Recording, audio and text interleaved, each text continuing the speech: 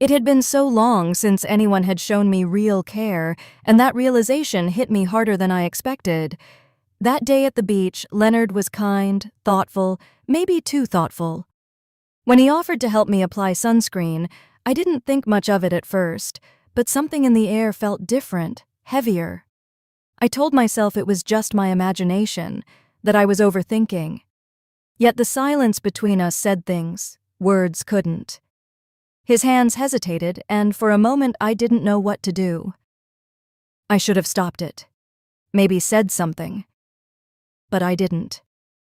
I froze, unsure whether it was fear, confusion, or just loneliness whispering inside me. After that day, nothing felt the same. At home, I tried to pretend everything was normal. I cooked, cleaned, smiled when my husband Phoenix came home late, but inside I was breaking. I couldn't stop thinking about what had happened or how Leonard looked at me afterward. It wasn't anger or guilt. It was something else, something that scared me because I could feel it too. A distance closing, boundaries blurring. Days turned into weeks. The silence between us became louder, heavier.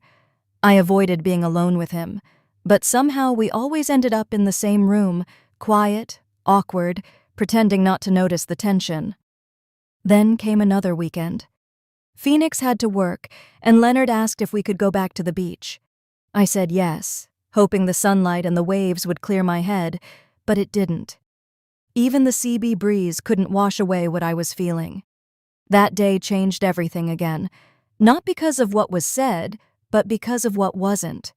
The line that should have never been crossed became blurred, and I realized how far loneliness can push a person. When we came home, I looked at my husband, the man I'd shared years with, and I felt invisible. The guilt was unbearable, but so was the silence in my heart. Since that day, I've been caught between what's right and what's real. I know what happened was wrong, that it's something I should never have allowed. But it also woke something inside me, a part that had been numb for years. And that's the hardest truth to live with. I'm not telling this story for sympathy.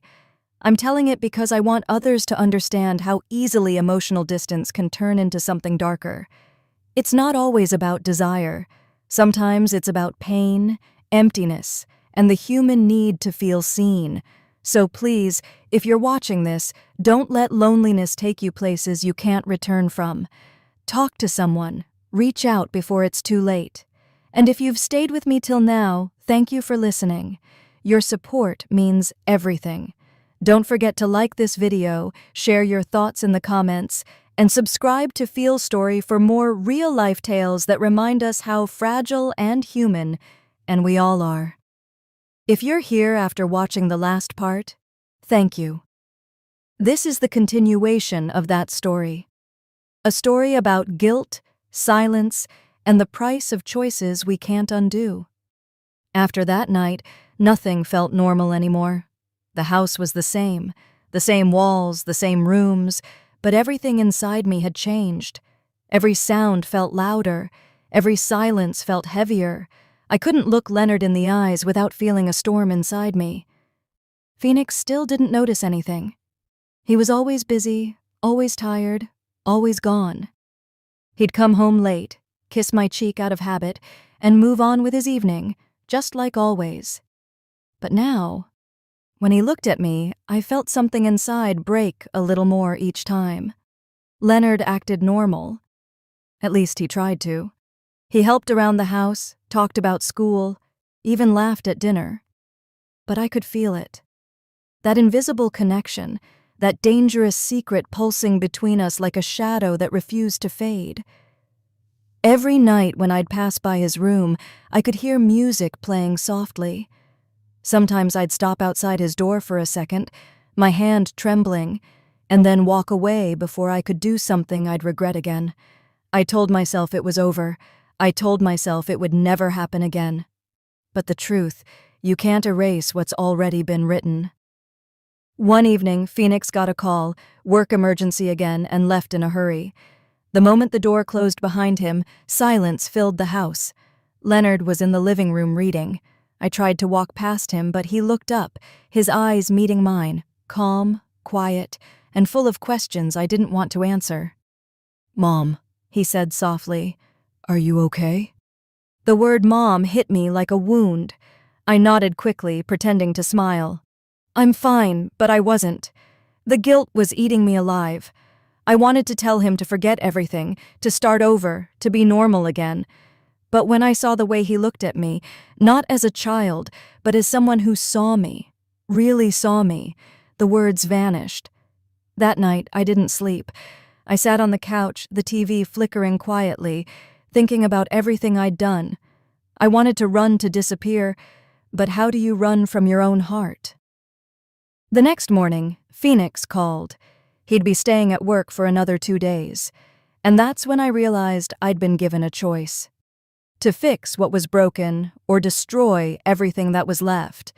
So, I made a decision. I packed my bag, took my car keys, and left a note on the kitchen table. It said only 4 words: "I need some time."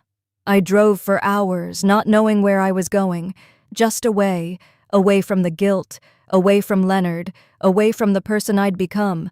By the time I stopped, the sun was setting again, just like the day it all began. I sat by the sea, the waves crashing softly, and finally let myself cry for everything I'd lost, everything I'd done, and everything I couldn't take back. I don't know what happens next. Maybe this is where healing begins, or maybe it's just another chapter in a story I never meant to write. If you're still here, thank you for listening. And if you've ever felt trapped between guilt and forgiveness, just know you're not alone. Please like this video, share your thoughts below, and subscribe to Feel Stottery for the next part.